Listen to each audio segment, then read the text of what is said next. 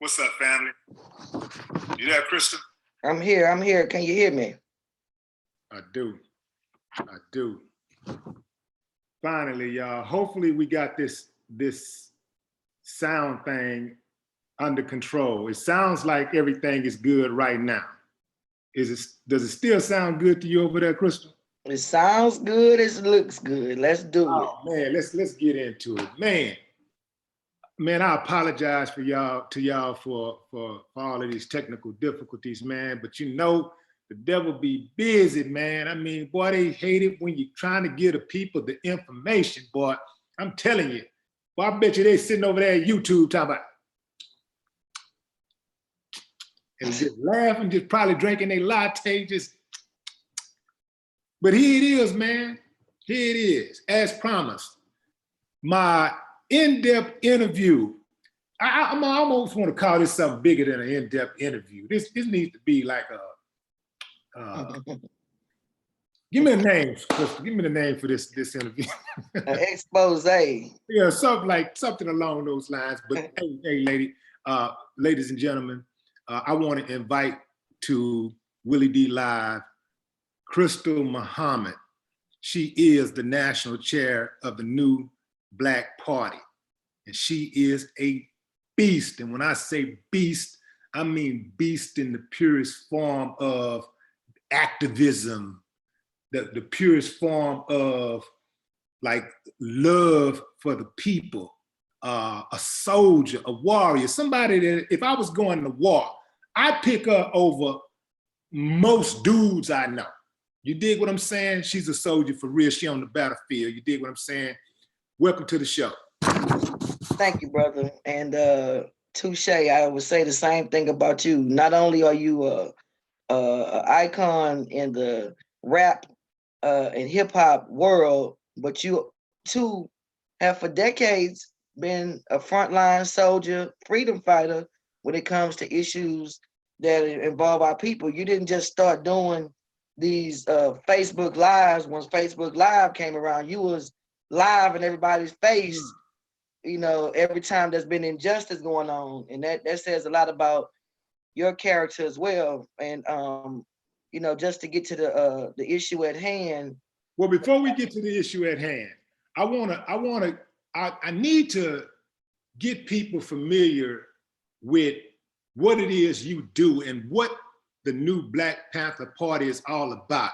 Because I had a conversation with a dear relative prior to calling you, and I told her that I would be interviewing you, and she was like, well, aren't they like a dangerous organization? And I had to break off something smooth. It's just, I'm talking to a millennial, you know, who is being educated in these school systems that are designed to indoctrinate, not educate.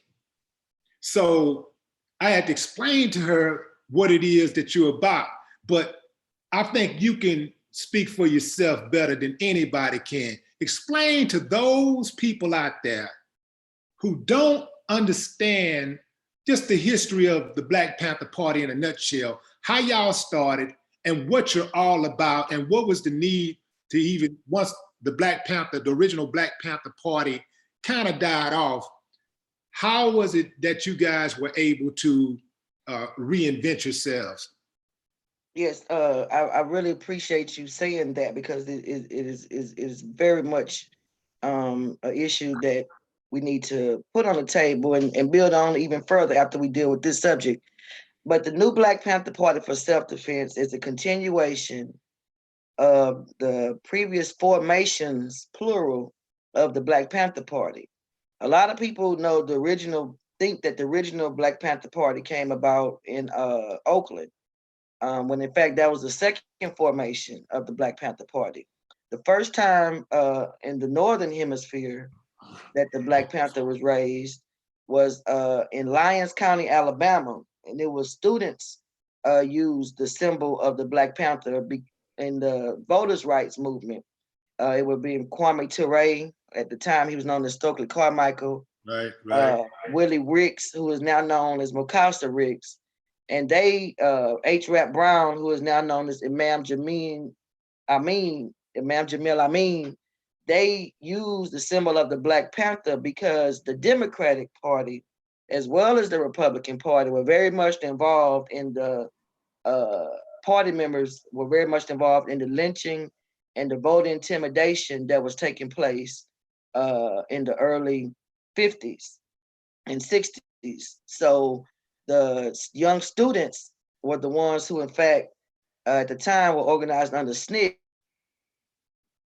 took the symbol of the Black Panther to represent Black voting rights. And because of the hostility of the lynchings and the voter intimidation, there were also those who not only took this symbol for political representation, but there were also those who were on the peripheral who actually had armed security for those activists at the time who were simply trying to exercise a basic human right.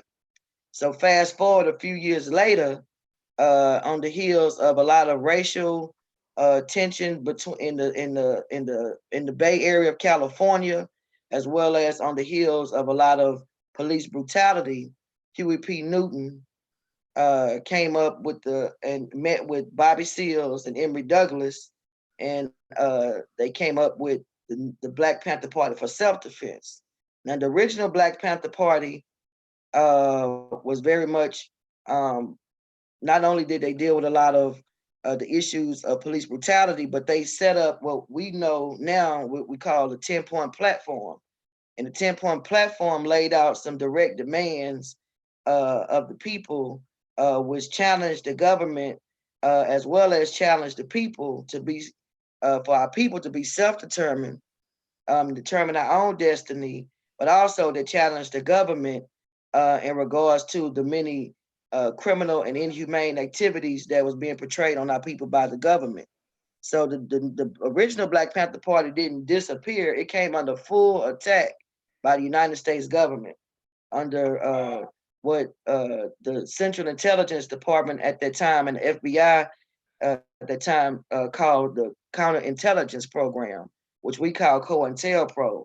So many of the young people of the Black Panther Party in the early 60s, in the 60s, not only came under physical attack, there was those that were actually assassinated, and they are those who were actually kidnapped, as we say, and are currently being held in the concentration camps, which are more commonly known as prisons. So let me get this straight. Freedom fighters. They were doing the same thing that we're doing now.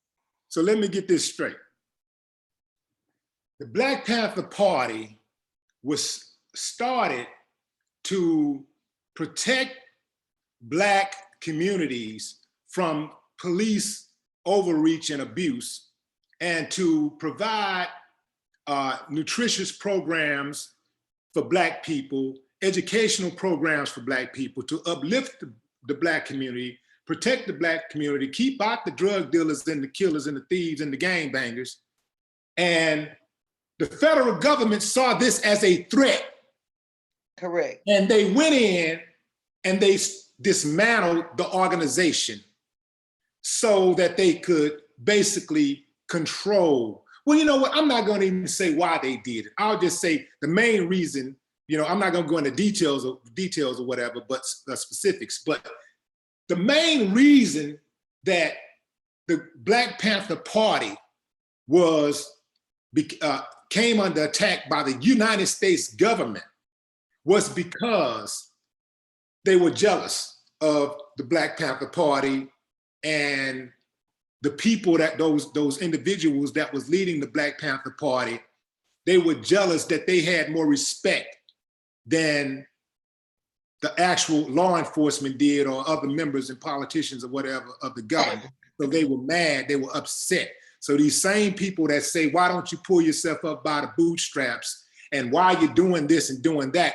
When you go in and you become self-reliant and you protect your neighborhood and you clean it up and you do all of these things, that ain't enough either. Oh, we're getting a little audio disturbance, I see. Well, it sounds good on this side. We got a little video disturbance. That's probably your connection. I'm back. Yeah, because everything sounds good on this end. Yes, yours paused. Okay. Yes, that is correct. And not just that, Black people in this country are people who, if we go ahead and just get down to the fact, despite what has been miseducated to our people, we are in fact the indigenous people of North America. In fact, African people are the indigenous people from all over the earth. Because the true history of African people is that, yes, the motherland continent of Africa is where we all came from. But what we were not told in school is that Black people, we have been on this planet for millions of years, millions. And they can even prove, and you would not learn this in school unless you seek self-knowledge, that our people built not only the pyramids in Africa along the Nile, but we also build pyramids in Northern America. They got pyramids in Mexico, in Mississippi, in Louisiana, Ohio, all up the Mississippi River, because the Mississippi River runs north and south, just like the Nile. They have mounds that are 9,000 years old that show Black people. We are the indigenous. This is our land in the first place. There has been an ongoing war on Black people for thousands of years now, because it is about controlling the land, the minerals on the land, and the people on the land. This country was formed about 200 years ago, but before that, that was over close to 400 years of the indigenous people here, our ancestors being slaughtered, and they were not able to enslave a people who had already knew the territory and who were fighting back. So the transatlantic slave, which was not a trade, but the transatlantic slave trade consisted of 500 years of stealing children and bringing them, forcing them to come here and totally wiping away who we really were. So there was also a slave trade that took our ancestors from Africa, but we were the indigenous people here. I'm saying this to say the same people who were involved in the slaughter of our ancestors that were here, who were involved in the kidnapping of our ancestors from Africa in the slave trade, were the same people who are in power, whose children are in power now. This government was only formed a couple of hundred years ago. And now, why? Let me in ask school, you. You will not learn much about this. It would require self-education. So in this couple of hundred years, and doing and I must say, when doing the slaughtering of our indigenous people here in Africa, we have always had freedom fighters. There's always been a Willie D and a Sister Krystal amongst our people. We have always resisted. And that's why I said earlier, the first time that the Black Panther symbol was raised here in North America in modern times was for voters' rights. But that symbol of the Black Panther goes all the way back to Africa. If you look on the pyramids of Kemet, you see those priests had on the leopard, and the panther is a leopard.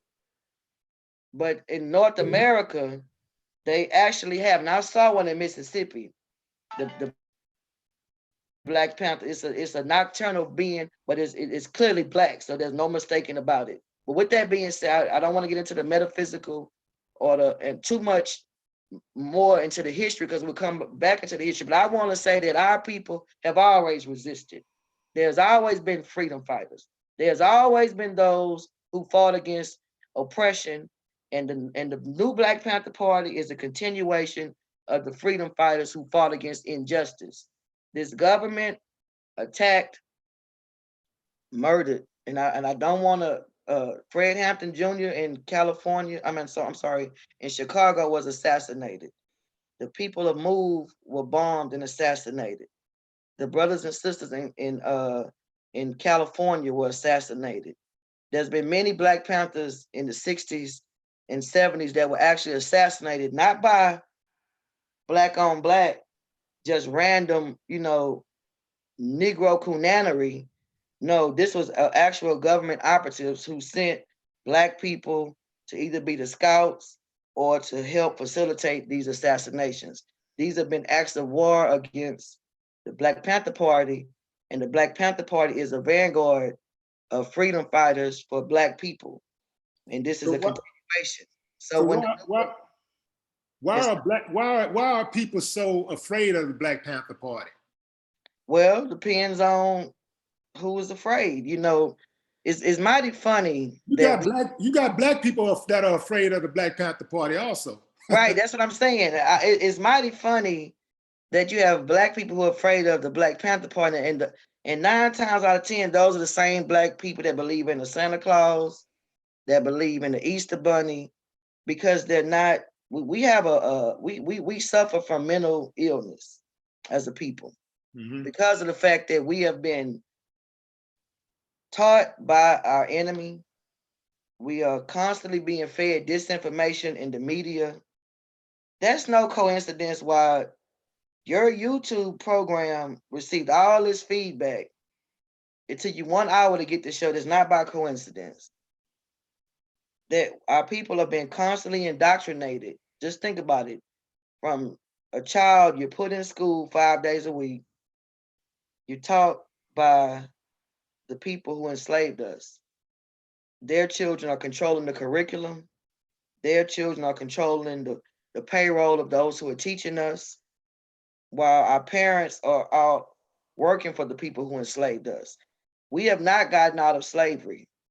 We have basically been a part of a social engineering where they let majority of the people in the house, because the house Negro, field Negro, yard Negro, they had about 300 or 400 years to master that concept. And as I said, we have always had uprisings. When the people in Haiti started rising in the early 1800s, it was not just an isolated incident. There was uprisings going on in Lafayette. There was uprisings going on in Virginia. There was uprisings going on in the Carolinas. There's always been, when Nat Turner and them, which is one of the most famous uprisings, when Nat Turner and those brothers decided no more, and they went in and started and killing those who were killing our people, and saying we would not be slaves anymore. That is when the nation re-looked at this whole open slavery process, because there was uprisings upon uprisings going. So there was a trick done on our people in 1865 when the Civil War took place. When the Civil War took place, this nation was so-called being split about this slave situation. So you What they said did was, when they said they started the 13th Amendment, they said you cannot be a slave unless you commit a crime. But the 14th Amendment said, y'all are free now, but you under our rule. so when the slave, so basically, when black folks started basically uprisings started popping up all over the place like guerrilla warfare, where it couldn't be controlled, where you couldn't isolate a particular group and just wipe that group out, and they were randomly just uprising and striking in all different places, and you never know where the next strike was going to come from. That's when they found it, and they couldn't control it. They couldn't just go in and wipe any of those particular group out. That's when they finally said, okay, let's talk. That's when they wanted to talk. Oh, it was a subversion. Okay, so let me ask you this.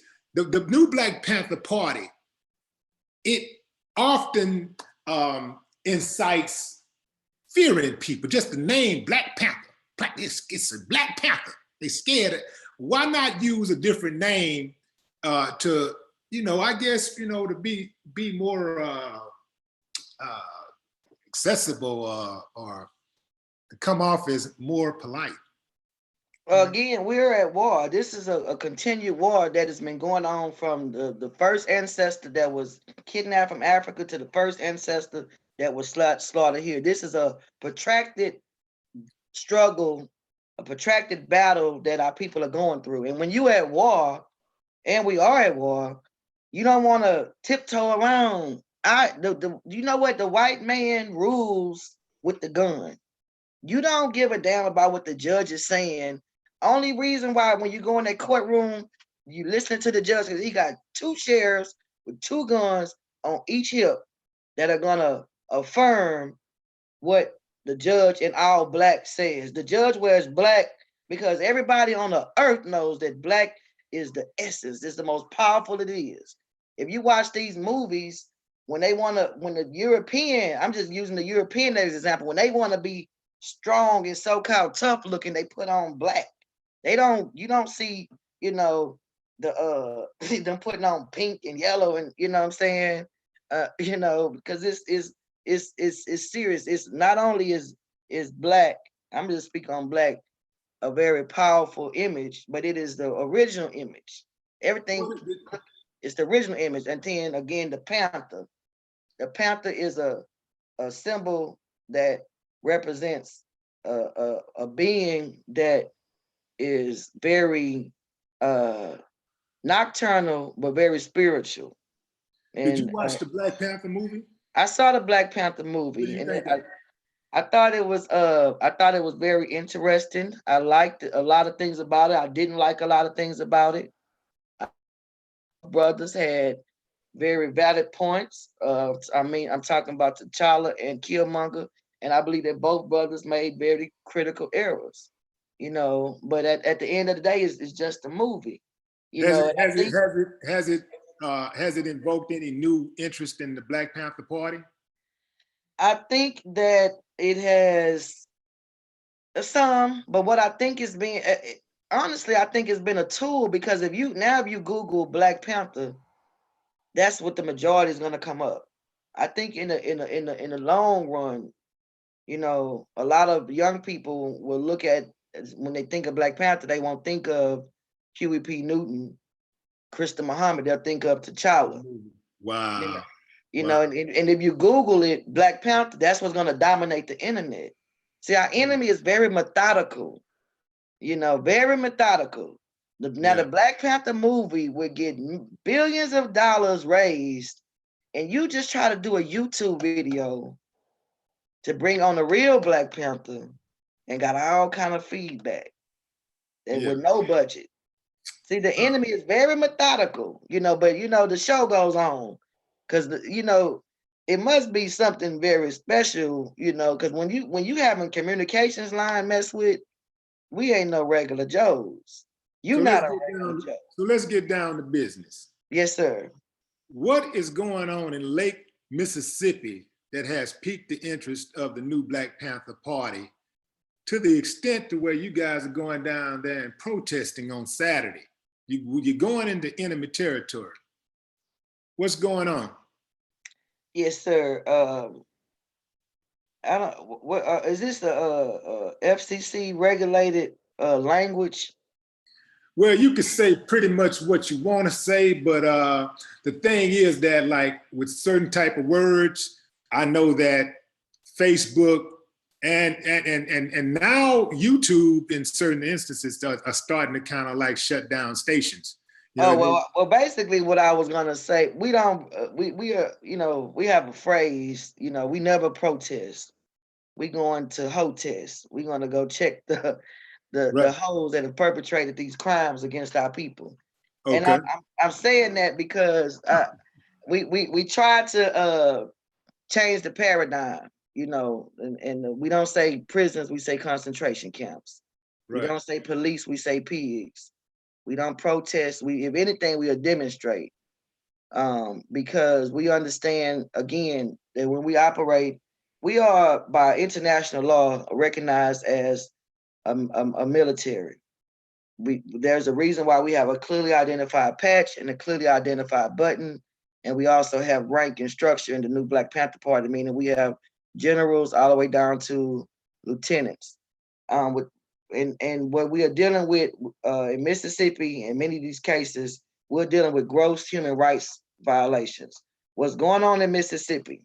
I would like to let the community know, those that are listening, the new Black Panther Party has been investigating a series of lynchings that have been taking place in the Mississippi area that we have identified as not only a pattern, but also we have been able to clearly prove that there's been a cover-up taking place.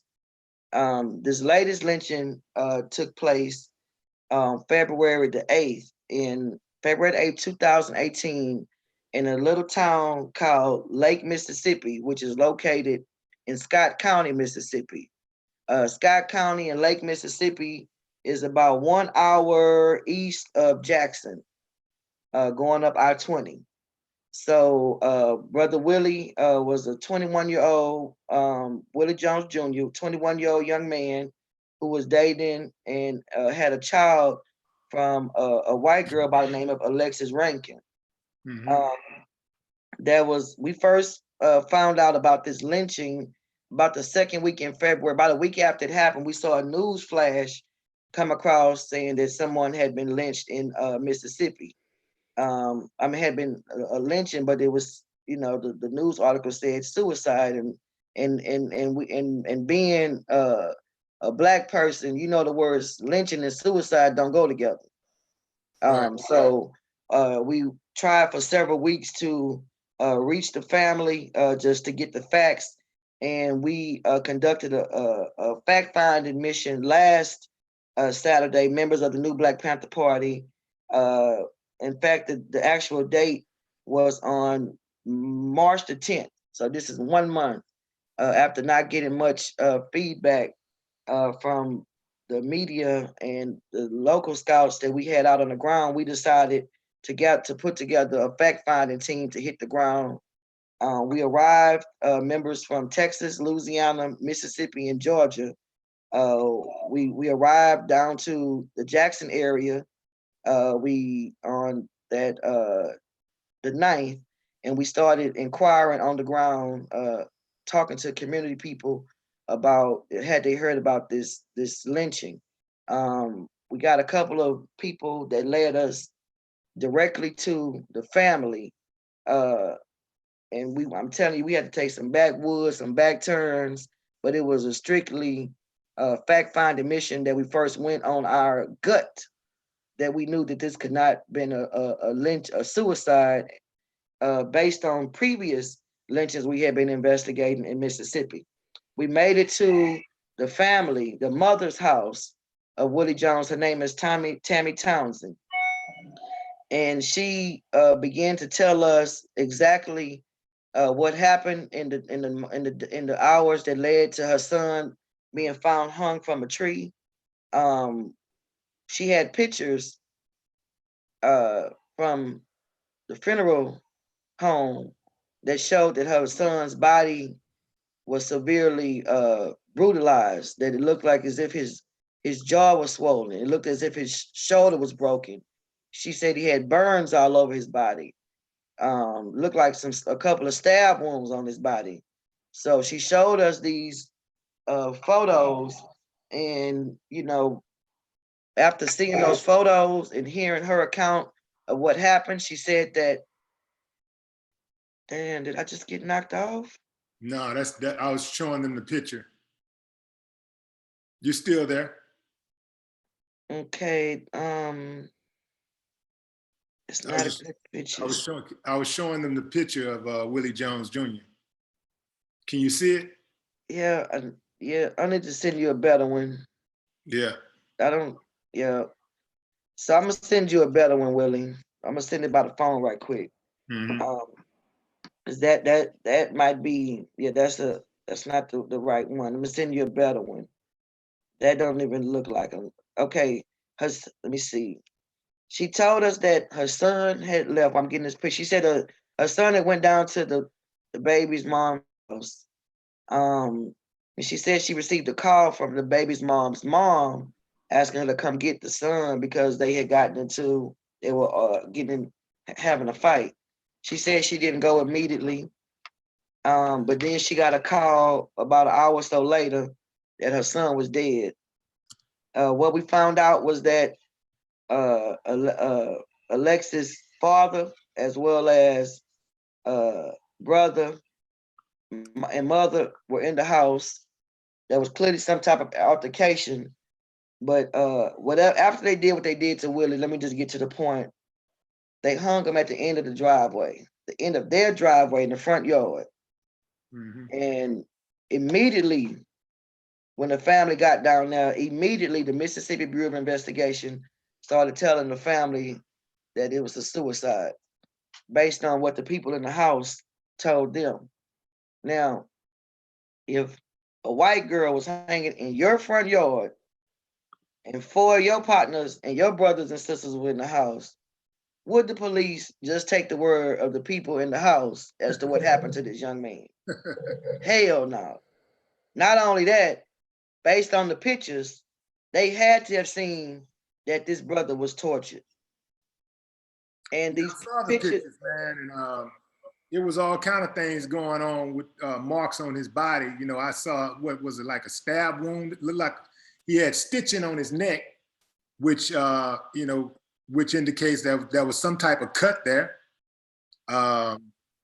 He had like abrasions on his back, looked like some type of rope or a whip or something that was used.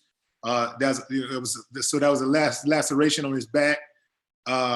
You know, he had stuff going around his neck. The dude looked like he had been in some type of physical altercation. And I'm gonna tell you something too, man. Anytime you hear about a Black person hanging themselves, you should be very suspicious, because just based off of the history of lynching and stuff, that's one of the most dishonorable ways if you're gonna kill yourself.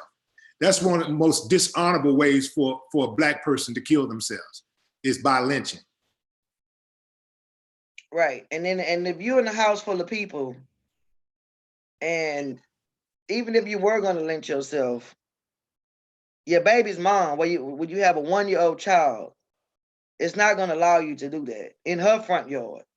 Did you know what this tells me? This tells me that the Mississippi Bureau of Investigations have Klansmen working in there. That means that they're part of the problem in Mississippi, because, see, people don't do things, they don't act violent, not necessarily because they're good people. They do it because they don't want to go to jail. They don't want to get in trouble. Right. You get what I'm saying? So, but when you have people acting this way, acting like savages, acting like animals, and having total disregard for other people's rights, and just basic rights, you know, to just live in peace, then you know that it has to be deeper than just that person. That means that person is being protected by somebody.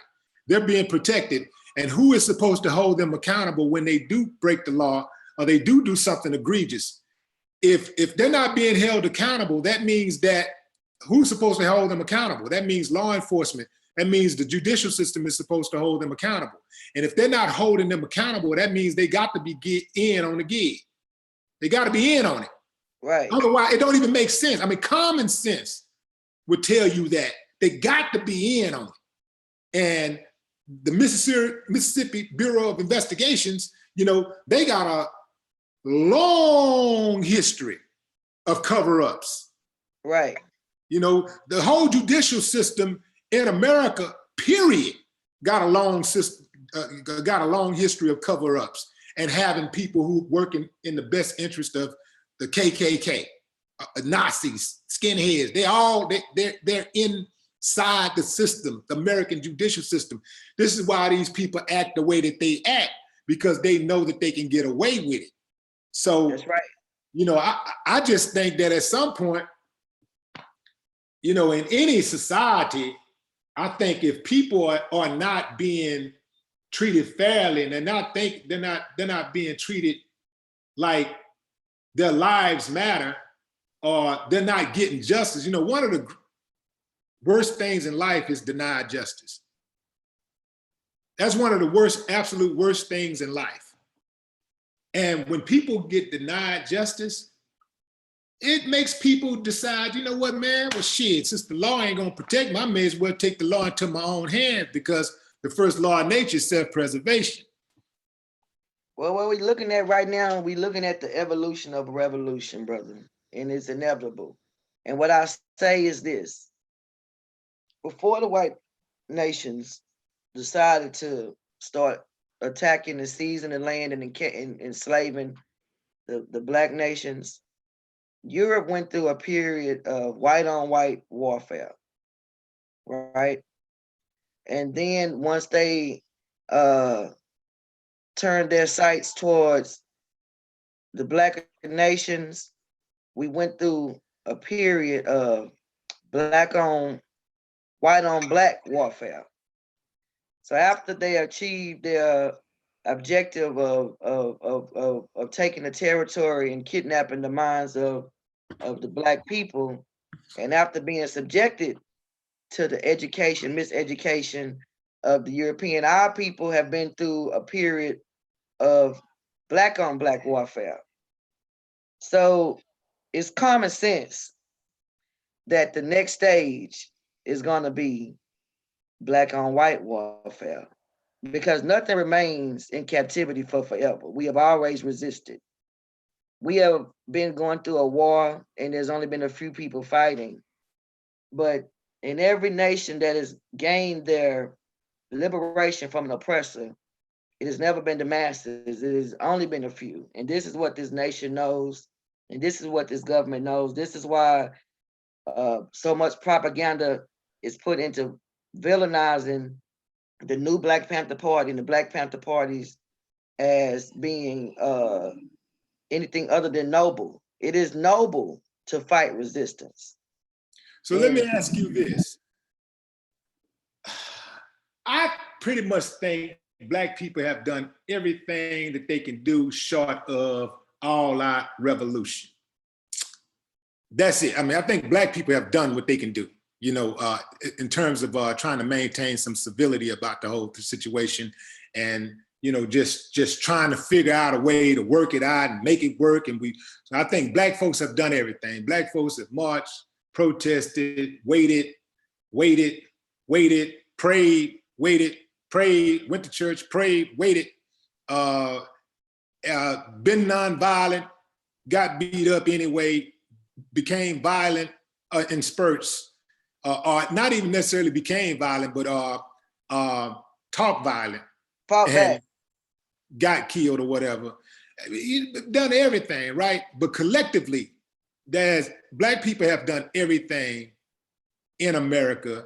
I mean, but Black people have went and gotten themselves educated. As you know, that there have been situations where many, you know, Black people have graduated high school or college or had successful jobs. Yeah, they've done all of those stuff, and they still ended up killed or had justice denied, ended up locked up in jail for crimes they didn't commit. It just goes on and on and on. It's like, what do you want me to do? So Black folks goes back to the first thing I said. We are still in captivity. So everything else that we're doing is basically bullshit. Okay. You know, we are still in captivity by the people that enslaved our ancestors. We have never gotten out of chattel slavery. Right. The 13th Amendment said you could not be made a slave or indentured servant unless you commit a crime. So immediately after that, they came up with this concept of convict leasing and created the black codes to create the economic condition where you can become a slave by the state. And this is going on right now through the prison industrial complex. But the 14th Amendment said that we are still made us all their slaves again, because what happened was, instead of it says you are now our subjects under our rule. We have never come out of captivity. Our ancestors didn't say, okay, now we're not in chattel slavery, but you guys can still rule us. We're still in captivity.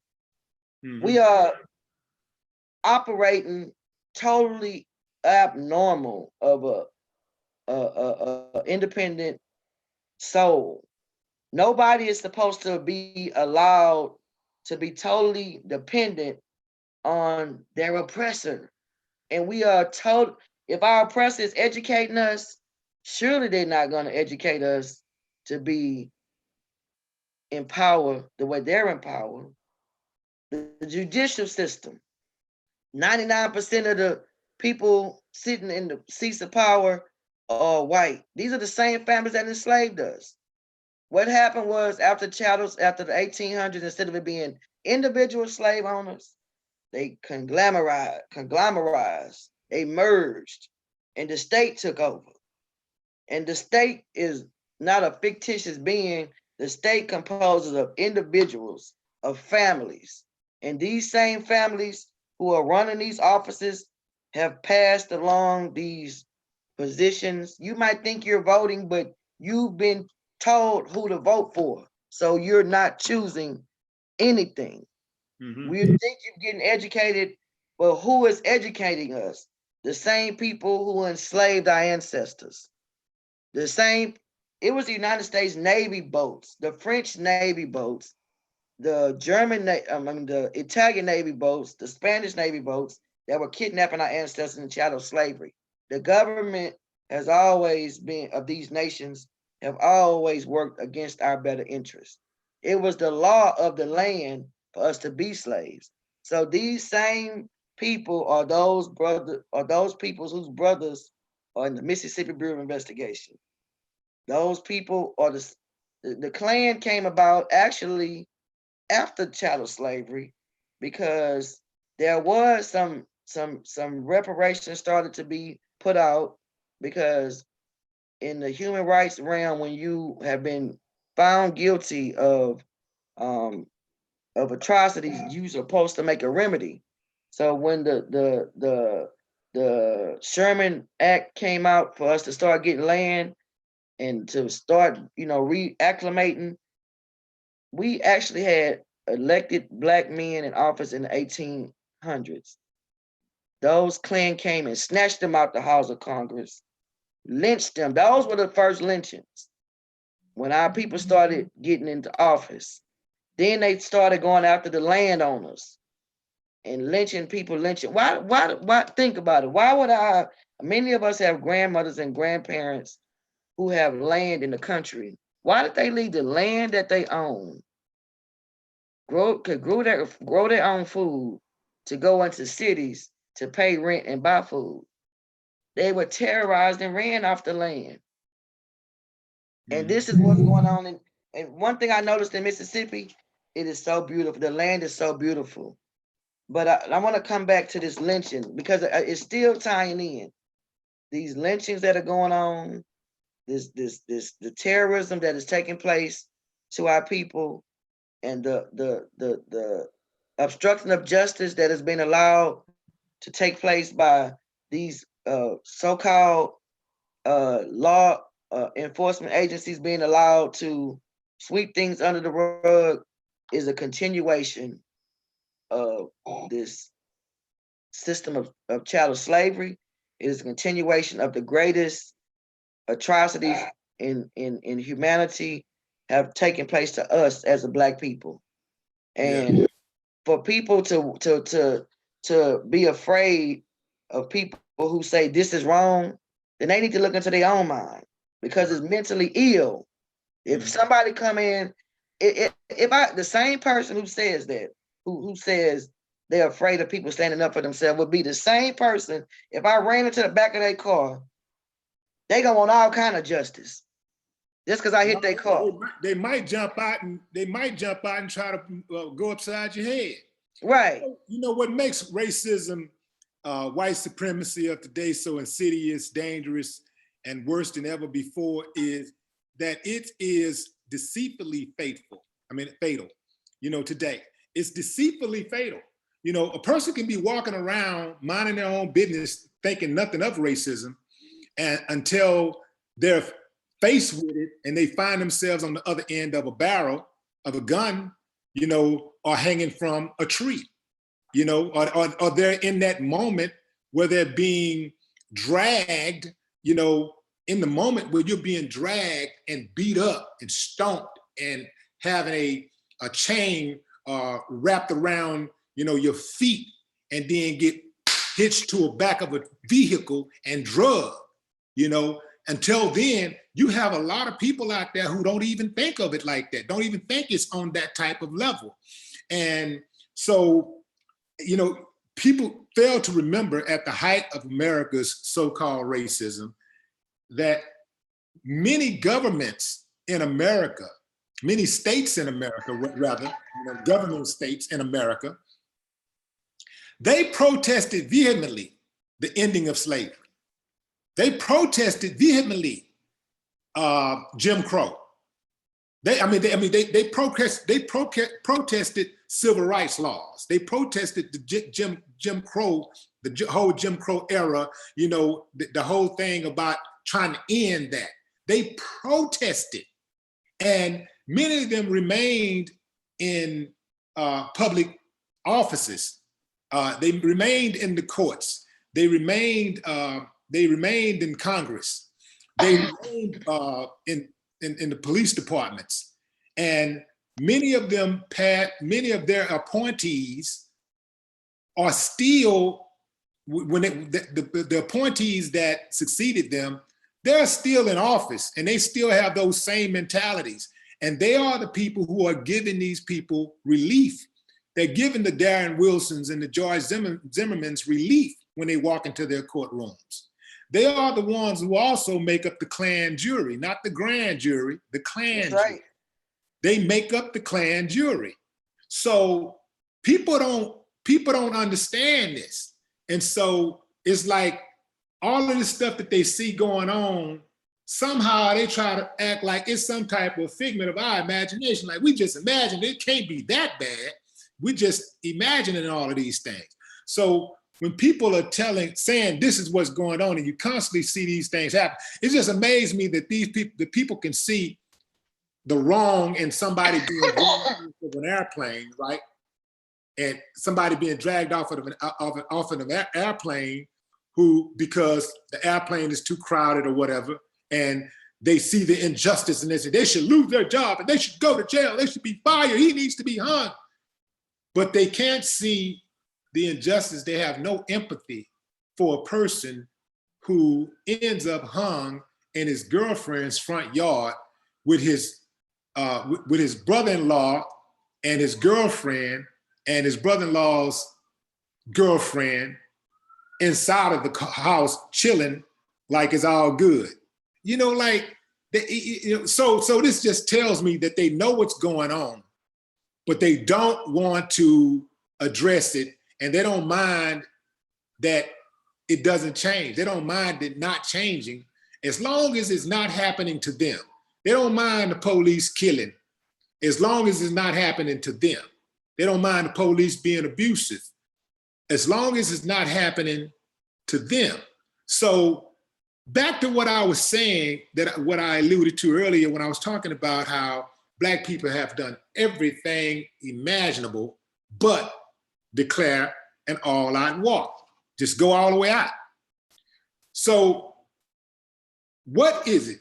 Has white people done everything they could do to maybe ease racial tensions? And if not, what could they do? And not just white people, but we got other people out there too that's in America that's part of this whole American conglomerate. What can they do also? But start off with white folks. What can white folks do to say, you know what? And I ain't talking about the ones who want the war, who ready for it. They excited about it. They love it. They love bloodthirsty. I'm talking about the ones that saying, I want to live in prosperity and I want peace. The ones who are out there walking out, organizing walkouts for the Women's March and the children going out walking about guns and stuff. What can all of these people do? Well, they need to, first of all, I got to say this. There is a war going on. The white nations, they have full out declared war and they are waging war on us. What our problem is we won't fight back. We just keep getting our ass kicked. These people are very blunt. They have a president who called us our country shithole countries, who came into office as a bigot. White people are not even hiding what they feel. They elected a person who was gonna say what they feel. They're not hiding it. We're the only ones in denial. This war is ongoing. Since when Obama came in office, each year was about 1,500 police killings. We heard about maybe 5 or so a year. There is an open war on us that has been ongoing. We So are not. what will it take for and for those, what will it take for non-white people to realize that we are at war? What does it take? To come out of denial. Everybody knows it.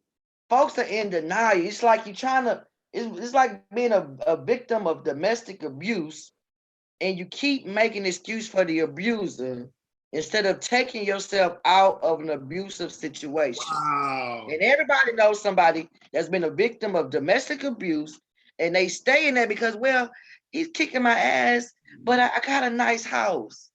He's kicking my ass, but I eat every day.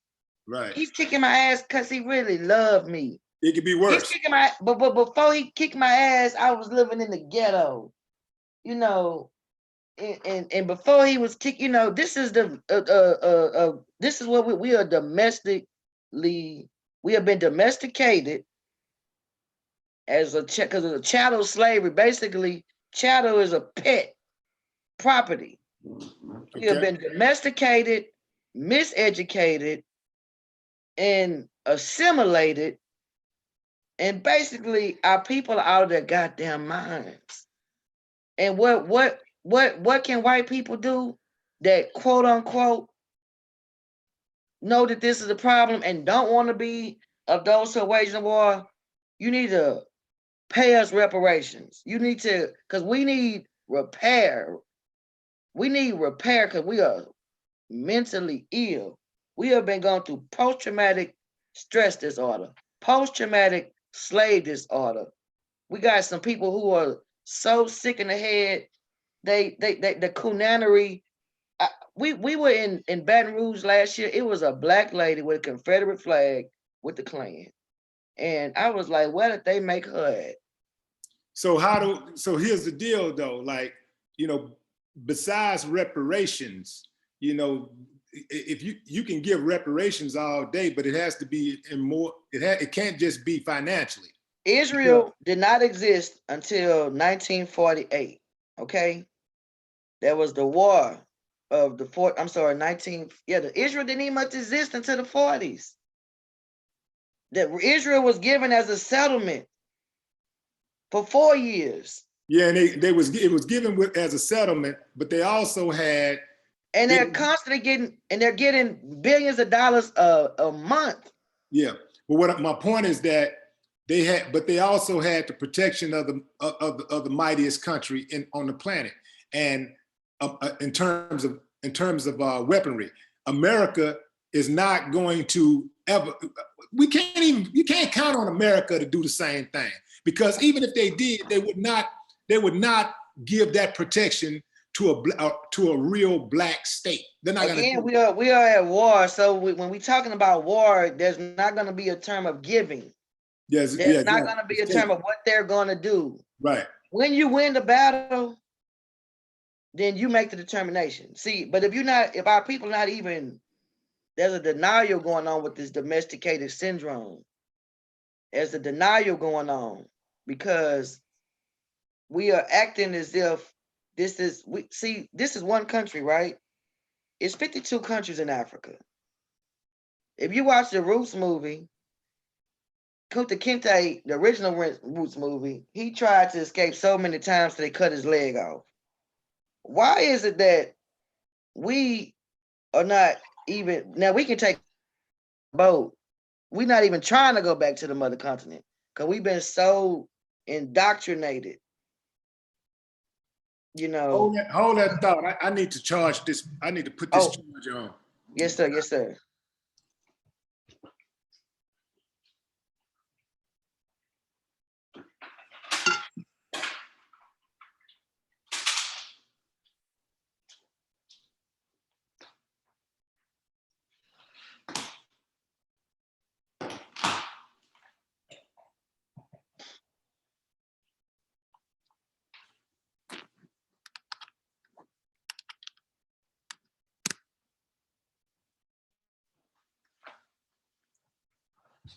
back because you're looking for the same thing. Yeah, okay. All right, so we get it. We get it. I think everybody know what's happening. So let's get back to the to Saturday. So what's the move Saturday, and what do you want the people of Lake Mississippi to know? Okay, yes, sir. We're calling out for the people of Lake Mississippi, Jackson, Mississippi, and all of that Southern territory. If you're in Alabama or New Orleans, you're not far. The thing is that Willie Jones, we know and have confirmed, was a victim of a lynching. This is a series of lynching. We were dealing with another lynching in Port Gibson, Mississippi, which is an hour west of Jackson in 2015. His name was Otis Berg. Now, Otis Berg was found hanging in the backyard of a white family in which Otis Berg did 26 years in prison for allegedly killing this white family's a lady in this white family. So after Otis Berg did 26 years in prison, which he always said he was innocent, but he still did 26 years in Angola. He got out of prison, he got a job, bought a house, was renting a house, had just won over $100,000 at the casino.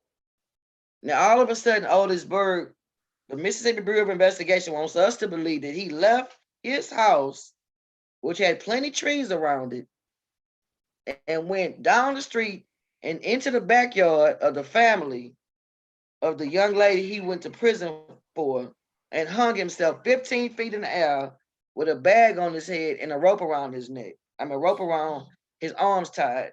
The Mississippi Bureau of Investigation said that was a suicide. That lets you know that the Mississippi Bureau of Investigations is in on it. They got Klansmen running wild through there.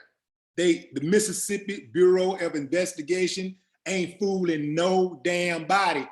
But the thing is that how do you get relief when you got an attorney general who is a Klansman?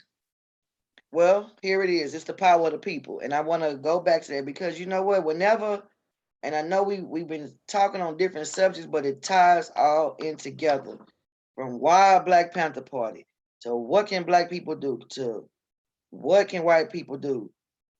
Whenever our people get their mind fixed that something is going to stop, we stop it.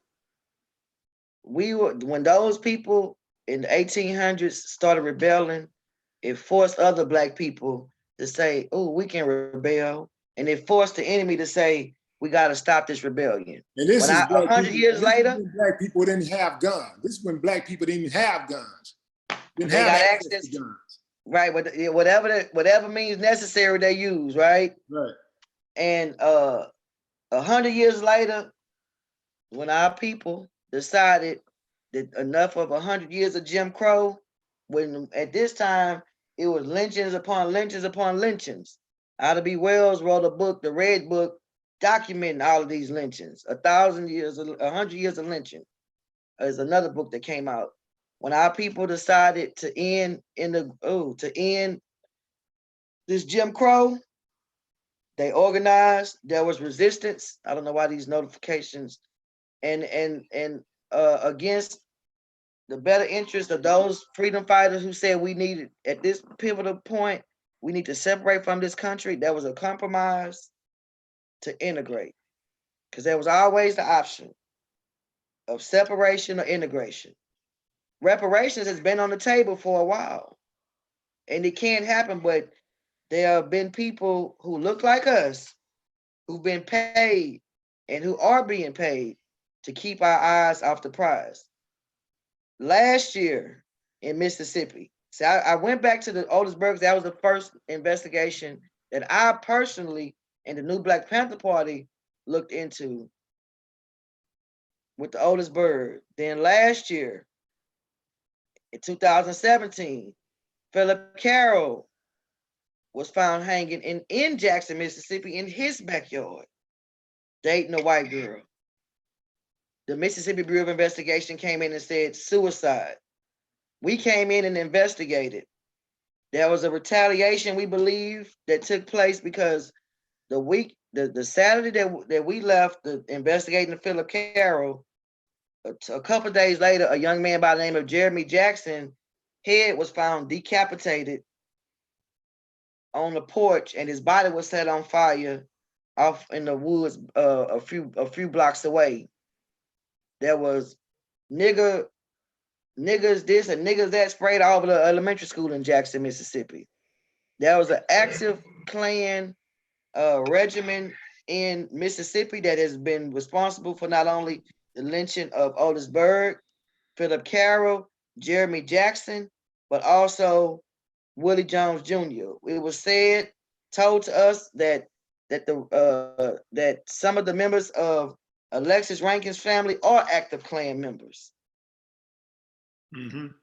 So this is a open, blatant, take it back to the 1800s type of deal going on in Mississippi. So that's 4 lynchings in the 4-year period that have been covered up. But see, with this, we show. I don't know if you can show the picture of Otis Berg. Otis Berg. Let me find it right quick. But what has been happening while you pulling that up? There's been a media whiteout into these lynchings, and the media is just the mainstream media is just as part of the conspiracy as the Mississippi Bureau of Investigation, because they have received the same images that we have, but yet they keep reporting suicides. There and the mainstream local media, I should say, there's been no major mainstream outlet to pick up any of these cases. That's Otis Berg. Mm-hmm. Do you have the one where he was hung from a tree? Well, I don't want to show it because that'll give YouTube a reason to ban the video. Okay. But I'm looking at it. I am looking at it right now. Right. Okay, yeah. I get it. Yeah, Otis Berg. That don't show Otis Berg, Willie Jones. These brothers didn't kill themselves. Willie Jones didn't kill himself. Philip Carroll didn't kill himself, nor did Jeremy Jackson. In fact, when we did the investigation last year on Philip Carroll and Jeremy Jackson, the people were so terrorized that it was incredible. They told us we got at least 5 different accounts of people saying that 50 white boys came knocking on doors like stormtroopers in Jackson, Mississippi. 50 white boys. And one of the guys who was a witness when we first got down to investigate the Philip Carroll scenario, he boldly spoke about what happened and how he took Philip Carroll down and caught the white girl line and gave us so much information. The next day, he said he called me. I talked to the Mississippi investigation. And it's a suicide, and don't call my phone back no more. Wow. They're down there terrorizing our people. So if it puts fear into some Black people that we are not afraid, then that's their goddamn problem. Because somebody has to stand up.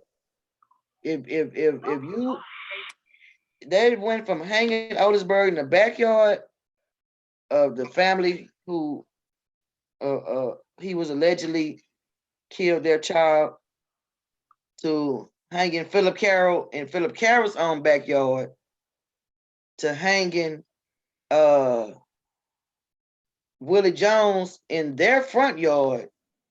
What's next? They just gonna be hanging Negroes in their own front yard. That's gonna be the next step, the next lynching, because it's going unchecked. Mm-hmm. So if it requires a few people to stand up and expose what's going on, then this has been put in our lap. See, we didn't ask for this.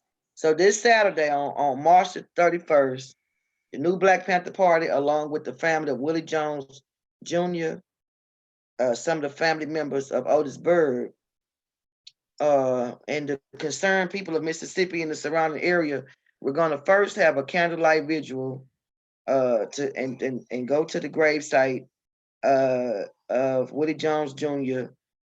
In respect and honor to let to just show honor to the brother and to let his soul know and the ancestors know that we're going to keep fighting. After we pay that respect, we will be having a town hall meeting to organize our next steps, in which we are not going to reveal until they actually go down. So there will be a series of activity, but this first maneuver will take place at 12 noon, Saturday, March the 31st at 886 New Mount Calvary Road in Lake Mississippi. And we're going to be meeting. We're going to start at the New Mount Calvary Church at 12 noon.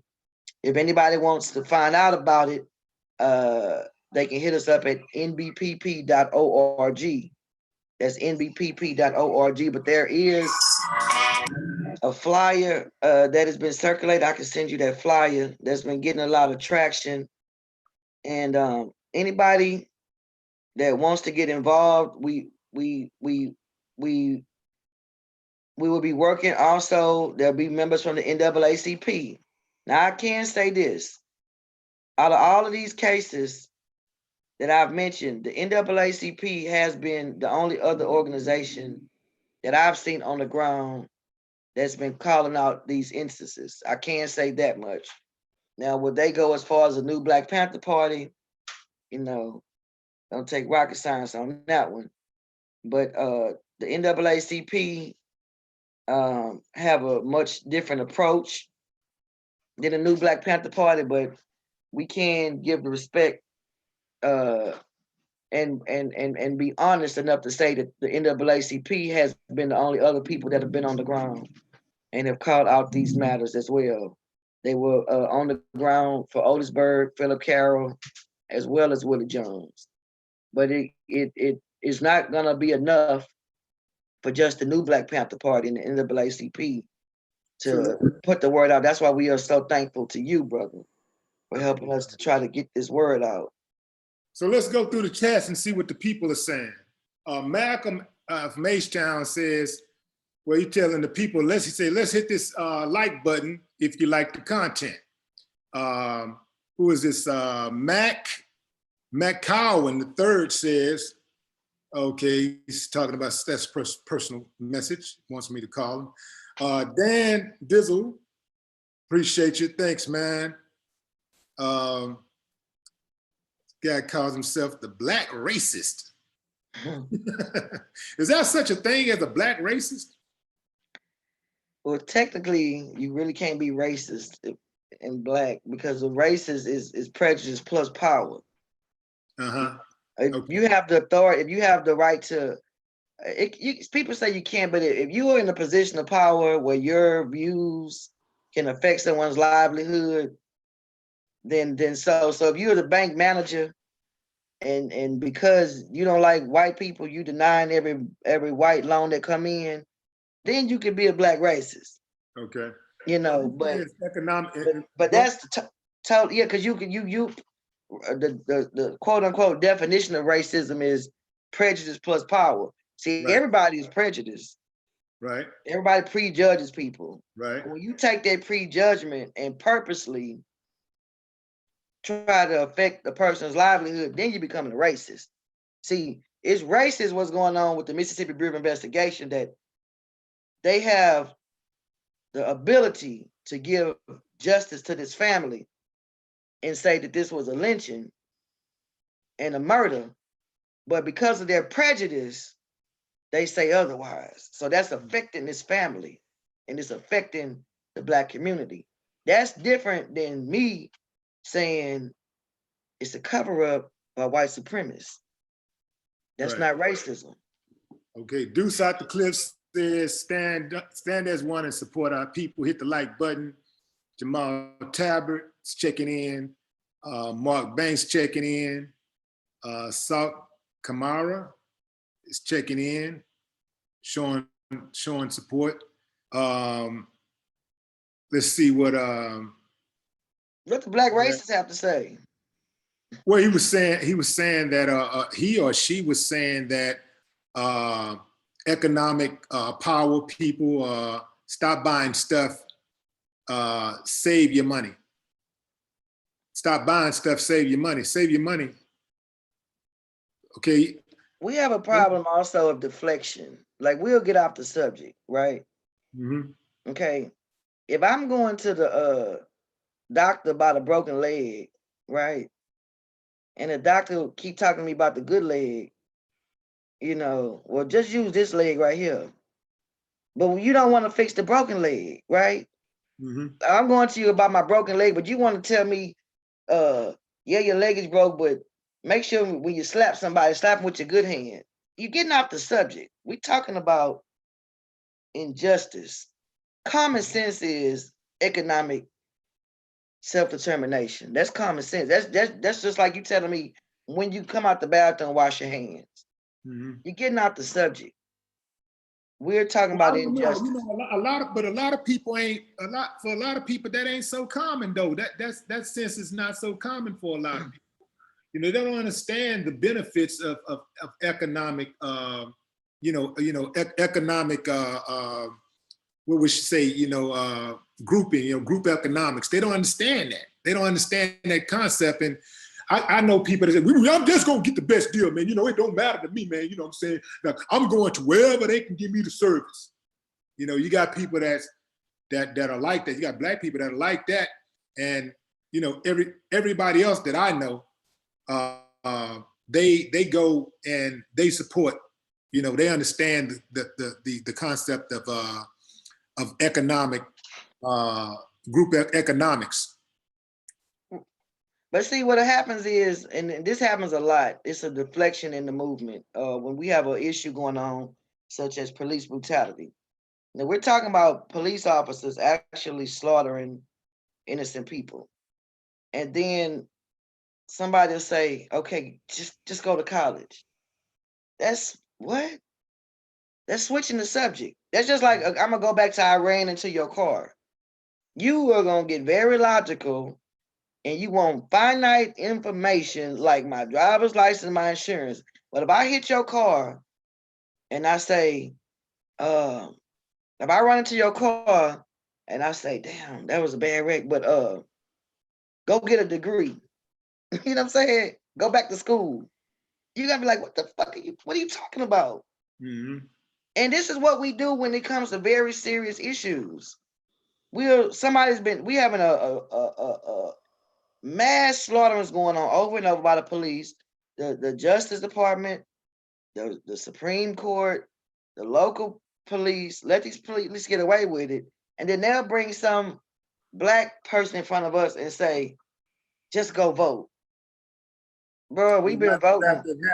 Right after it happened, you know, and they're doing the press conference, they either have a Black spokesperson or they have somebody Black standing behind them. Like, see, look at the Black guy. Okay, so Goddess Settlement says, right, sister. See what this chat is moving and it's hard to keep up with them. So I'm trying to figure out how to hold it while okay, there we go. Okay, so Mel Resurrect says, blame Obama. Let's say somebody, a seventh knows, suggests that we ask Sheila Jackson Lee and get the feds on him. He loved the Democrats too much. Can I address that? He loved the Democrats so much, huh? Can I address that? Yeah. All right. I don't know what's wrong with us. I'm gonna just say this. These on our watch, okay, these same elected officials been in office about 30, 40 years. These same elected officials was on the watch when crack came. These same elected officials been on the watch when gentrification came. These same elected officials been on the watch, and they keep coming and giving people nothing. Just, you know, let's just get down to it. You got 500 or so electorate, national representatives from the Congress and the Senate, but out of those 500 or so, they are the overwhelming minority. maybe like 10%. They're outnumbered, number one. So it doesn't matter if it's 2018 or 2088. 7 years from now, they're going to be outnumbered. So the political option is ridiculous. They're outnumbered. And another thing is they won't do anything but lip service. This lady, Sheila Jackson Lee, when I came into the party in 2002, she's been talking about writing a letter to the Department of Justice. I'm going to write a letter. I'm going to write a letter. If I can tell you how many letters she's supposed to write, she could have a book this big. What's writing a letter going to do? There needs to be some Senate hearings, some investigations into these departments. This is what these people need to do, but they don't. I don't have to tell them this. They know. And I remember Sheila telling us, show a pattern, show a pattern, show a pattern. But these are patterns. Police killing after police killing after police killing. These are patterns, but they have more. The new Black Panther Party has zero budget. We are completely volunteer. We do not get any government funding. We do not get any white foundation funding. Unlike all of these marches that are being funded by Sorrow to coin a mind, to frame a mind state. Why in the world, when these white boys are going into schools killing people, and these white cops are going neighborhood by neighborhood killing people, why would our people send our children to march and say, disarm us? Okay, so New Ross says, a protest only says I'm going to temporarily withhold until you give me something I want. Changing your mind says I'm done. Okay. That's another thing too. People, I know you brought about the protest earlier, and we say a protest, but actually we call them demonstrations, and it's about demonstrating resistance, but also people's hearts believe what their eyes see. The reason why they hung that boy in the front yard and the other boy in the other yard and took them 50 pigs through Jackson is to instill fear on the plantation. So when the government and these Klan elements are trying to instill fear, we show strength. We tell these people we're not afraid of you. In Baton Rouge, they had tanks on us. We faced the pigs and the tanks and told them we were not afraid of them. They don't know how to operate like that. They start trembling. They panic and start attacking us because we told them we're not afraid of them. See, the turn the cheek, it's a sad, they expect that from you. They didn't train you to do that. But when you show no fear and have no fear, that's when we win. It only takes a few. And when we come out, we're looking for those few because we know the masses are in fear. But it only takes a few to stop it because people's hearts believe what their eyes see. So one of the main points is to demonstrate that we're not afraid. 2 is to speak for the families because these families are in turmoil. Otisburg's sister had a stroke. She can't talk no more. She was the spokesperson. Sandra Sterling just had her second stroke. This is causing stress on these families. And these Negroes don't even have the balls to open up their mouth and say something. They think it's okay to push like on Facebook. And that's the extent of their resistance. Mm-hmm. But you don't want to stand up. And if it happened to you, they be like, oh, Black Panther, what are we going to do? What? No, I'm sorry. They say, what are y'all going to do? Mm-hmm. And we tell them, no, what are we going to do? Adventures of Truck Driving Devil says, people don't want to deal with the issues. That's why they make excuses. That's why they try to cape for the people. That's why they bury their heads in the same way. They don't want to deal with it. John W. says, start building your own communities, get the drugs out, find yourself in the sin. Ain't that's what the Black Panthers were doing out of the gate? That's what we going back to in the 60s. That's a good start, but that ain't enough because the government always gets jealous about Black progress, And I always say that no group of people can reach their full potential when they're being targeted for failure by their own government. And that's what we are in America. we're being targeted by our own government. This is what blacks, so it doesn't matter. I mean, that doesn't mean that you don't try to clean up and you don't try to keep drugs out of your hood and you don't try to educate yourself and you don't try to live a righteous life. You still try to do all of those things, but it's a dual battle. You still are fighting an enemy, a formidable enemy who is going to try to thwart every single step that you make in a progressive state. So you got to remember that as you go along. We don't have the luxury like everybody else in this country to just wake up every morning and just go do our thing without somebody impeding or trading against our rights or trying to figure out a way to stop our progress as a unit. Everybody, we don't have that luxury. Everybody else has that luxury. And that's what people keep forgetting. They keep deflecting. It's just like this. If you got a house, you got to pay your rent and your light bill and the water bill and the cable bill. You don't tell the landlord say your rent due. You don't say, I paid my cable bill. This is what you're doing. We got to do all of the above. When we're talking about injustice and you talk about black on black crime, of course that's a problem, but you're switching the subject. Mm-hmm. Of course, we need to stop being self-destructive. We agree with that, but that's not the subject matter at hand. And and we are very logical when it comes to certain stuff, and then we get all illogical and get out the subject. And that's when I think we're most logical. I think we're most logical when we are analyzing the pain of others.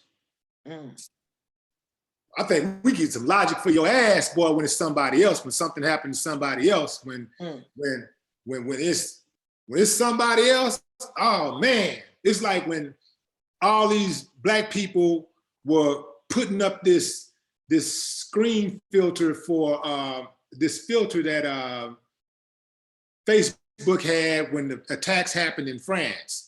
But you had all these attacks happening in Africa, but they didn't put up a filter for that. But as soon as the attacks happened in France, all these black people looking like some damn fools putting up these screens for France. I mean, if that ain't a lost people, I just don't know what is. And I don't understand how people can be that damn empty-headed. But it's a lot of them out there. I think, as cynical as it may sound, but I think it's absolutely good. Because we see who's who right about now. In this day and time, if you a coon, they'll show your face, please. If this day and time, if you a coward, show your face. You know what I'm saying? If this day and time, if you believing in Santa Claus and the Easter Bunny, show your face, because we need to know who we dealing with. But those people who are not afraid, step on up. You know what I'm saying? Those people who got, to put it like this, everybody gonna die, right? Everybody gonna die. But why do we remember Marcus Garvey and Malcolm X and even Martin Luther King? Because they died for the people. You know what I'm saying? Yeah. Everybody gonna have a point at the end of their name. What you gonna tell your grandchildren? Well, I knew there was a lot of injustice going on. There was a lot of police killings, but you know what I did? I pushed like. Your grandkids gonna look at you like, damn, grandpa, you was a punk. All you did was push like. Yeah. Yeah. And you could have went out and said something or did something. You got a car, a Uber. It ain't no excuse these days. It ain't like we riding horses and walking on feet and stuff like that back in the day. It ain't like we don't have access to information. We are even more held. We are held even more accountable than our ancestors, because I can honestly say that my grandmother and mama and them, they really was raised and didn't know no other thing but Jesus being white. But now my nieces and nephews, as children, they know that Jesus was black. Mm-hmm. See, so all the excuses is out the way now. Right. And with the information age, it's no, because even if you're not physically going to get on the battlefield, you could technologically do it. You could clandestine do it, like create a fake profile and put out information. But to do nothing, And these days, you are a coward. And everything that you're saying is a damn excuse for you being a coward. It doesn't matter. Right. You know what I'm saying? Because they showing you morning, noon, breakfast, lunch, dinner, late night snacks that they will slaughter our kids and let them get away with it. They showing it on the news over and over and over and over. So maybe we don't know we're deflecting, but I think we got common sense when we want to. Mm-hmm. You know what I'm saying? We have common sense when it's convenient to us. We have open lynchings going on by vigilante white boys that are being covered up by the pigs. We have mass police slaughterings that are going on, which are lynchings too. They're just not using a rope, they're using a bullet. And at the end of the day, we have options. And we're not, that's what I want to say. We have options. We would not be in this condition in 2 more generations. We're either going to receive complete liberation, or we are going to be annihilated. We don't have much options right now. In the 1970s, before the new when the Black Panther Party first started, there were only 300,000 people in prison, period, in the United States of America. One of the things that the counterintelligence program did is that they wanted to stop the rise of the Black Messiah, and they wanted to basically co-opt all of the Black movements. Since the 1970s, now you have 3,300,000 people in prison, and 80% of those people are Black. That means that we have 40 million people, and if there's 80% would be about almost 2 million. That's almost 10% of our population is in prison right now, only under 30 years, right? So in 2 more generations. What do you say to the people that say, well, I see this a lot online. Oh, this is a good argument right here. Well, it's not necessarily a good argument, but I'm saying it's an entertaining one that I see all the time. I oftentimes see people will post, you got 15% of the population committing 50% of the crimes. What makes, I don't really know if somebody that damn stupid to believe that, or if they just, or if it's just part of their propaganda, keeping the propaganda machine running, is to post something like that. Because, you and I know that don't make sense. But how do you combat that type of buffoonery? Well, what is crime? And how do you circumvent that misinformation? I give them a basic definition. Okay. Most crimes take place because of poverty. Let's just be real. That's one thing. Nobody with a full belly and all they means being taken care of is not really going to go rob somebody. Well, unless they're in the Wall Street. Yeah. And then they're going to do it on the grand scheme. Yeah. But crimes are generally stem from poverty, allegedly. But then who created these conditions for our poverty? Why is it that, the property values keep rising, but the cost for rent and mortgage keep rising, but the wage doesn't rise? Who is doing the arresting of the people? Yeah, I would venture to say that most of those cases where they get Black people in court, most of those cases are trumped up charges where police are creating situations that can get a person arrested.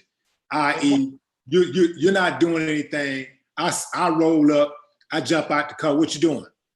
Nothing, just going on. Oh, yeah, show me some ID. All right, yeah. Where did that? Man, why are you messing with me? I'm just trying to go to. What do you mean? What do you mean? You're trying to go to work to feed your baby mama? How many kids you got? You see what I'm saying? Try to get under your skin. Next thing you know, you're resisting arrest, and that's a charge. We not gonna even start with all of the planting evidence not planting evidence, but planting, Case. drugs. Right. They create a lot of crimes. The police create a lot of crimes all over America. So you gotta also add that in. So Right. it's just, you know how it goes, man. We can go on. But who are the police? Who are the police? They're the slave catchers. They Exactly. capture slaves and they keep fear on a plantation. Yeah. But guess what? Hey, our people are not only being targeted by the police, our people are being targeted by the judicial system, period. Because once you commit a crime, if you in Texas, pretty much everywhere else, you need at least $2,500 to $5,000 to defend yourself on a misdemeanor. Mm-hmm. If you get charged with a felony, you need from $5,000 to $10,000. If you get charged with a federal, you need about 20 to 50 racks. Our people don't have that. If you just got charged with stealing a 50-cent bubble gum, where you gonna get $2,500? Ain't nobody got that kind of money. You know what I'm saying? And then the jails make $500 a day while you in jail. Yeah. So the conditions from the 13th Amendment up until now are to create criminals to keep slavery going, which comes all the way back to what we said from the beginning. They created the socioeconomic condition to put people back in slavery by poverty through crime, and they create the socioeconomic conditions to keep their foot on our neck by forcing themselves to be in rulership over us. And we do have an option. We are not only do we want people to stand up, once we get people to stand up and see who's strong enough, there are other strategies and allies that we need to be reaching out, and we need to start looking at this as a more global perspective because we are indigenous of Africa. We have for the first time an African Union, which consists of 50 of the 52 countries of Africa. We have human rights violations that are taking place that need to be brought before the International Human Rights Court, which are two things which is what Malcolm and Martin started talking about when they were assassinated. And we have to hold these people who commit these crimes accountable, but these elected officials who are doing nothing but giving us lip service are going to have to be held accountable as well. But at the end of the day, I would tell our people and ask our people, because there's a lot of information, start studying revolutions, successful revolutions. And that's going to be the only solution. You cannot sit in Pharaoh's house and expect that you're not going to be acting. That's not a good term, Pharaoh, because that's the demonizing the Egyptians. You cannot sit in the house of the oppressor and think you can just spray a bunch of air freshener when the oppressor's house is built on dead bodies. Wow. I'm gonna take a few more comments and then we're gonna wrap this puppy up. Yes, sir. Letty Pat says it's time to separate ourselves and think more about becoming entrepreneurs instead of pawning for every other race. Anthony Swope says, we need our people to join the new Black Panther Party and the National African American Gun Association, NAAGA. And I'm gonna let Krystal give you that information on how to join the Black Panther Party in a moment. Jamarcus South says he's just out supporting, showing love. So that is, tell anybody that might be interested in joining the new Black Panther Party, how can they be down? Okay, they can contact us directly at www.nbpp.org, nbpp.org. We want you to go to the website because it has our platform, it has what we're about, and it gives you a general overview.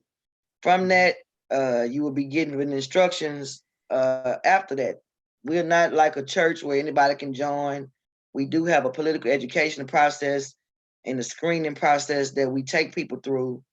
But mostly we put the battle, we pray with our feet. We put boots on the ground. And if you are a person that can soldier through, that are committed to not only studying, because we do a lot of research study, but we apply and we test what we've been taught. So if you have the heart, the mind, and the spirit for Black liberation without compromising, then hit us up at www.mbpp.org. Yes, sir. Okay, so I need to know this question. Well, I need to answer to this question. So a lot of times when you see these organizations that are out there on the ground serving the Black community, the enemy tries to pit them against each other. Well, y'all said this, you did this, and then so they do that, of course, to fraction the support, to get everybody instead of, because a house divided they know can't stand. So that's the game they ran on everybody with Malcolm and Martin. So anytime they see Black progress, they go and grab some Black person who ain't got no problem selling out the Black community to plant the bug. Say, hey man, such said this. Man, you need to do this because they won't. And so how do you as the national chairperson of the new Black Panther Party circumvent that deflection? Well, Malcolm X told us a long time ago that we settle our differences behind closed doors. We don't go public. And just like at the beginning of the show, or towards the middle of the show, I told the audience that this Willie Jones investigation, that we want to give shouts out to the NAACP. The NAACP does not have the same ideology as the New Black Panther Party, but they are doing some work. Now I could clearly took a different approach and expose the differences of how they operate as opposed to how we operate. There's no time for that. We need all hands on deck. Just like Black Lives Matter, they're a civil rights organization. We are not civil rights. We are human rights organizers. We are Black nationalists, meaning we are for our people and our people's best interests. We are Pan-Africanists, meaning our issues are not only for us, but for our people as abroad, but we are also revolutionary. The majority of these other organizations are reformist. They want us to fix what's already existing. But we know when we have found that you cannot, like I said earlier, you can't spray a bunch of incense in a house built on dead bodies. Yeah, most of these organizations are trying to do just that, like put a Black face in the place and make it seem like it's different. But even though these other organizations' ideology may not be the same as ours, we respect the common ground that we do stand on, and we deal with that. Just like those people who are naysayers, we know there's going to be naysaying. We hear you. We can even rebut, because most of the naysaying is nothing we heard before. But we are most concerned about those who are not naysayers, that want to stand up, and we build upon that. So if you are somebody that doesn't want to be on the front line, but it's something that you can do intellectually, like write an article or write a letter, there's a place for you. That's something that you can do. Everybody in the New Black Panther Party is not, even though we train everybody in martial arts and weaponry, we also make sure that everybody studies, that we have technical training, and there are different departments for that. If somebody is a researcher, we would make sure they're doing research. Same way in the Black movement. If somebody is a medical person, there's medical stuff that needs to be done. There's economic stuff that needs to be done. Mm-hmm. There's defense stuff that needs to be done. It's something that everybody can do. And that's in the New Black Panther Party or out of the New Black Panther Party. If you are in the church and that's the furthest you can go, spread truth in that church. But we hold a principle that we're not gonna attack our people on our differences unless they attack us. If they coming at us as a coon, then they're not our people. They are somebody who made a conscious decision to ride with the enemy, and we have no problem calling them out.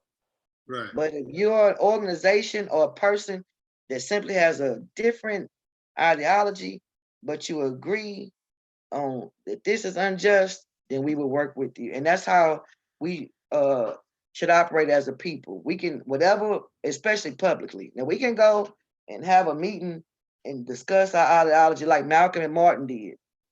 And if you notice over time, Martin went from I have a dream that our people are gonna integrate and blah blah blah to I fear I've integrated my people into a burning house. That's because him and Malcolm went behind closed doors. Now, why is it that the people that love Martin so much omit that little piece of history? They don't want to talk about that part of Martin. You know, like they don't acknowledge that part that, you know, before Martin died, Martin had this, so that was a general consensus. He and Malcolm were actually on the same page. Like, you know, this shit ain't working. All of this kumbaya, preaching, bowing down, turning the other cheek while another motherfucker hits you on the other side, sicking dogs on your water hoses, shooting people in the back. All is praying for my enemies and protesting and all of this damn forgiveness. That's another thing. Man, I'm getting sick and tired of these goddamn black people, man, that losing their children, being the first ones. I mean, before they can even damn indict them good. I just want to forgive them. You know, God forgive you. I forgive. Like, sit your ass. I be wanting, man.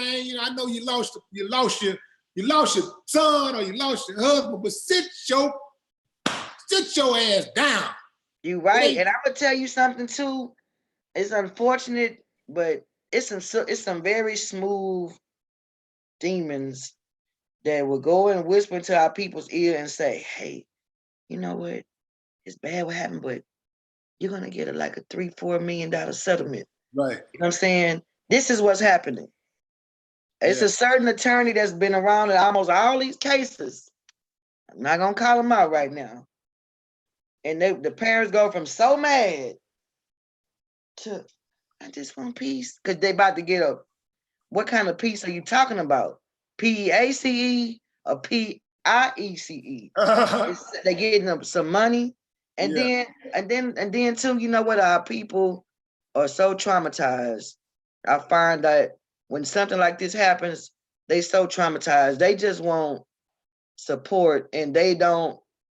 They're getting bombarded by what they know. You know what I'm saying? Nobody knows how to deal with the lynch. I was talking to Miss Townsend. She never imagined this would happen to her, and I can't imagine what she's going through. But what I was able to do, I connected her with Alfred Wright's mother, because she's been through this, and they can talk amongst themselves. So at first, we have to recognize that these people are not only grieving, but then they get manipulated. And not only do they get manipulated, you know, they might have already been indoctrinated. Most of the time they are. Let's just be clear. A lot of these cases, I'm talking about the lynching. You were dealing with a white girl in Mississippi with a Mississippi history. So you, some kind of way, you was in denial about the climate that you living in. Yeah. You know what I'm saying? So our people need some mental repair. You know, so it's kind of, I don't have no problem with the people who don't know no better, but then I do know I have a problem with the people that are manipulating our people who don't know no better.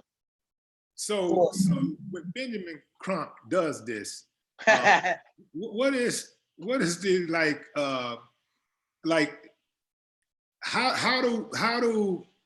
how do you stop that from happening? I mean, you know, like you lost your loved ones. The way that you do, one of the greatest ways to get even in America is you know, through getting bread, because America don't understand nothing but blood and money. They don't respect nothing. That's just, at the end of the day, Americans don't respect nothing but blood and money. If you want to get somebody's attention, somebody can walk into the room, a dude can walk into the room and he can look like a nobody, like look plain dressed, very unassuming. Soon as somebody say, man, you know, that fool, he loaded. Now you trying to ease up on him to get his business card. Got your attention. You know, somebody can be having a discussion. Yeah, man, that boy walked around that corner, man. They gunned him down, man. He was laying out on the ground, man. I was right there.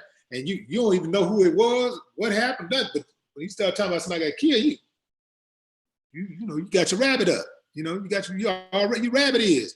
But it could be talking about almost anything else and it won't catch your attention. But money and blood is a universal respected language in America.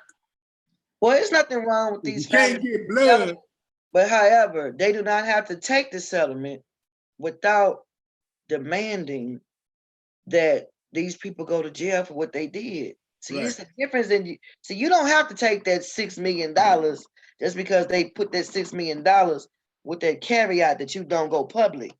You can say, you know what? No, I want 10 million and I'm going public. Negotiate. Right. Have some damn balls or tits or whatever it takes. but to just take the settlement and don't say nothing, you know, and I also seen where, and this over a period of time, I've seen where certain family members are holding strong, and they do a psychological profile and they pick the one that they go at that they know gonna be weak. We saw that in Gina 6. You had 6 family members, and you had about a few of them that were standing strong and some that were not. Like one of the little brothers, they were so terrorized, they left. They would never say nothing.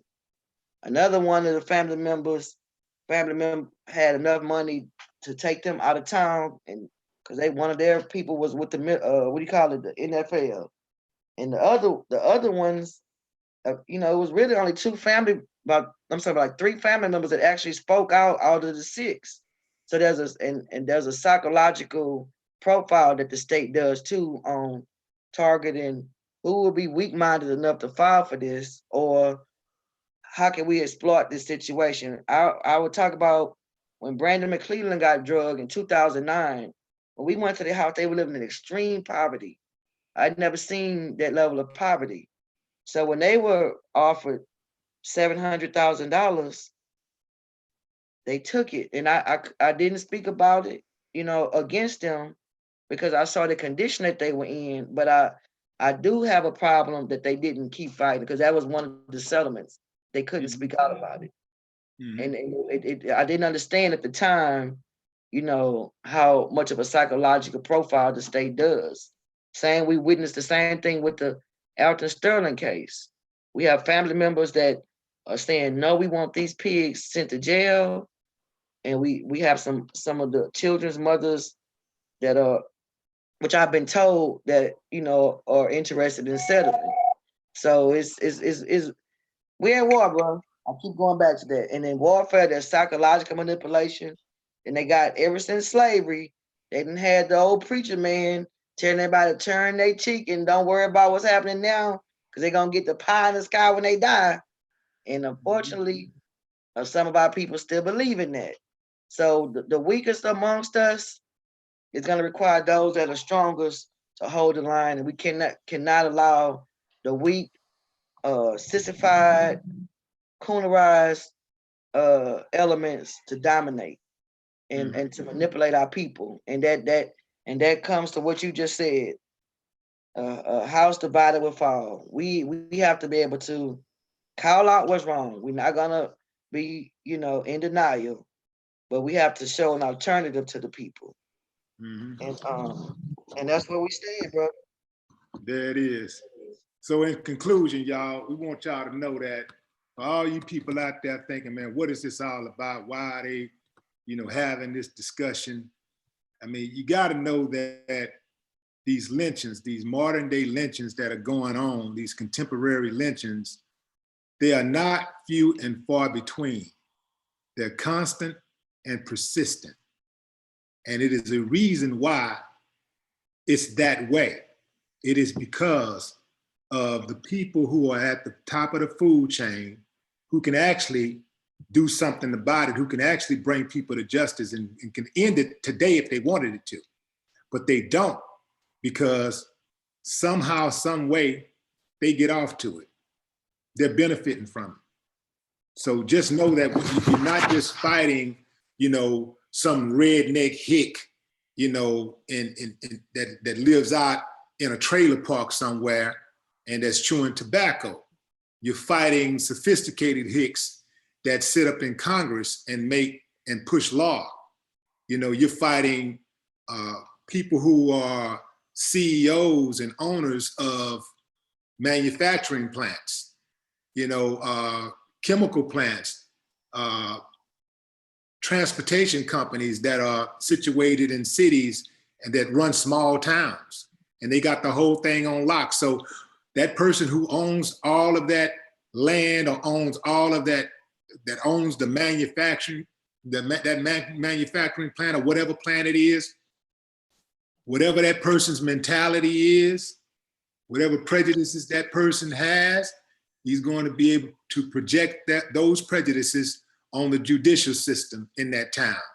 He's going to project those prejudices on law enforcement in that town. So you better figure out who you're around, like Sister Krystal was saying. Hey, man, you got to know. You got to know who you're around, understand the environment that you're in. And once you understand that environment, you'll be able to move around in it a lot better. At the end of the day, all of us want to live in prosperity. We all want to raise our children in a safe environment. We want to send our children to good schools. We want to live in a nice house, drive a nice car. We don't want nobody messing with us. We want to live in peace and we want to be respected. Everybody wants that, right? And, if that is denied on any level, then the righteous, the so-called righteous people, whoever they are, whether it's your sister, your brother, your cousin, your friend, your employee, your employer, members of your law enforcement, your clergy, whoever, your so-called friends of another ethnicity, if they ain't up in arms with you, you need to get from around. Thank you again. Thank you, Krystal. Thank you, brother. Thank you. And we'll get back at this. I want to talk to you after the demonstration. Yes, sir. I want to talk to you after that. So the demonstration is on Saturday. Again, what is the address for the people that want to show up? Yes, that's Saturday at 12 noon at 886 New Mount Calvary Road in Lake, Mississippi. And our rally point is going to be at the New Mount Calvary Church at 886 New Mount Calvary Road in Lake, Mississippi at 12 noon. This Saturday the 31st. And you can follow up to find out at www.nbpp.org. N as in new, B as in black, P as in Panther, P as in party.org. Now, are you okay with giving a direct contact to you, like how they can reach you when you want somebody to try to contact you? I'm not saying direct. Yeah, www.nbpp.org, because what happens is that whenever somebody goes to that site, and I love the technology that we have. Once you send your link or whatever, if you want to join, if you have a question about Mississippi, if you want to reach me, we get it immediately. Our National Central Committee is constantly monitoring that site. So we receive links immediately, and then we can filter, and call back. Because I tell you, if about 30% of what we get is, dumbass Klan but what we do get, another 30% of that is people are on a daily basis being discriminated on. Mm-hmm. And then on another 30%, we got people that want to join. Mm-hmm. And then that other, was it 30, the last 10 be some real serious cases that are going on that we have to look into. So that website really keeps us to be able to centralize so we can know what people are calling about. And that is the best way, quite honest. NBPP.org, because it's the contact link. You let us know what you're calling about, and we have the different departments. If it's injustice, Ministry of Justice handles that. If it's, a defense thing, the Ministry of Defense handles it. But if you just want to reach us, or some people have an idea, we pay attention to that on a daily basis. What about the people that want to send some money, man, to help with the cause? Yes, so we have a nonprofit called the Black Cross. Yeah. NBPP Black Cross, we in honor of Marcus Garvey. And on our website of the New Black Panther Party, there is a link on nbpp.org, and that link will connect you to the Black Cross. And you can donate, and you can say, I guarantee you, if you go to nbpp.org and you leave a message that you want to donate, we will get in contact with you promptly. That's what's up. Thank you. Not only thank you for this interview, but thank you for your service. Yes, sir. Yes, sir. Thank you, brother. And quiet as kept. You've been on that front line. It's not quiet as kept, but clearly, and it takes all of us. You got a audience and a voice that we can't reach. You know what I'm saying? And you sticking your neck out on the line right here. Putting one of America's Most Wanted on. Yeah, well, here's the thing. I like to say that, when I'm on my deathbed, like you say, all of us got to go, right? So when I'm on my deathbed, when I know it's over, when I'm done, when it's time for me to go and I ain't got no more, if I have any regrets, I want it to be for what I did, not for what I wanted to do, but didn't because I was afraid. No more talk. Black power.